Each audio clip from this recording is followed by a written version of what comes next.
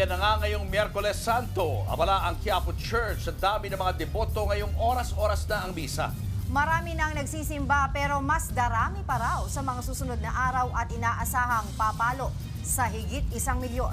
Ang ilang mga deboto galing pa sa malalayong probinsya. Live mula sa Quiapo Church sa Maynila, nasa frontline balitang yan si Kari Caton. Kari, gaano karami ang mga nagsisimba dyan ngayon?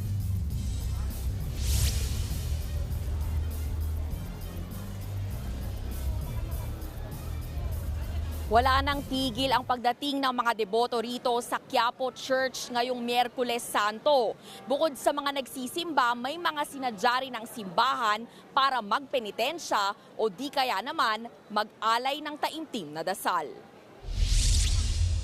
Simula pa lang ng araw, puno na ng mga deboto ang Minor Basilica and National Shrine of Jesus Nazareno sa Quiapo, Maynila.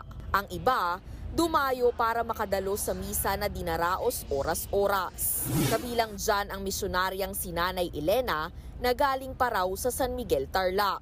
Taon-taon niyang ginagawa ang pagpunta sa altar habang nakaluhod simula pa raw noong 1987. Kwento ni Nanay Elena, hindi na siya naglagay ng langis sa tuhod ngayon kahit alam daw niyang masakit ito. Bahagi ng sakripisyo para sa mga kasalanan niya at maging ng kanyang pamilya. Binubuo ko po ang rosaryo, bawat misteryo meron po akong kahilingan.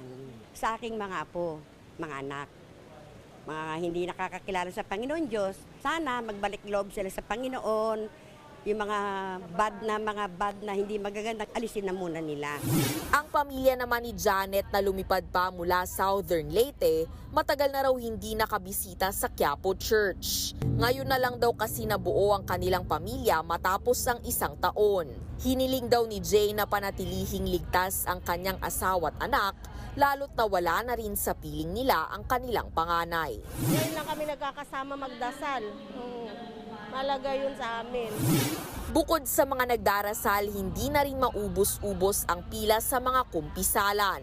Ang ibang mga deboto naman, tinatapos din ang Stations of the Cross. Ito yung panahon lang nila na magtika, mag-alay ng panalangin para sa Diyos, manahimik at maghandog ng mga bagay para sa mga mahihirap.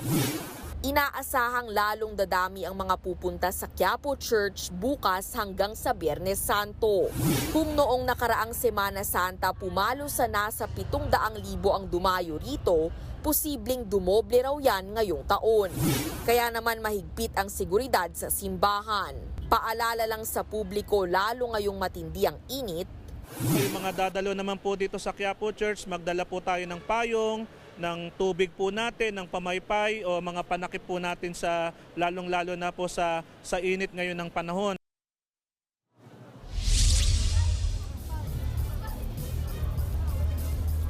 Ang inaabangan pa ngayong gabi sa Quiapo Church ay ang sinakulo na gaganapin dito sa Plaza Miranda mamayang alas 7.